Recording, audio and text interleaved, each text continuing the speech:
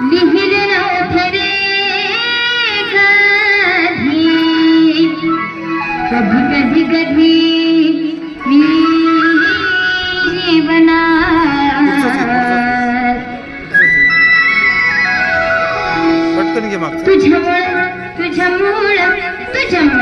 तुझ्यामुळे लिहिते मी आज शंकरे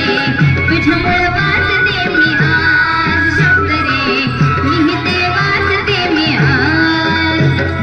वाचले नव्हते रे कधी मी जीवनात लिहिले नव्हते रे कधी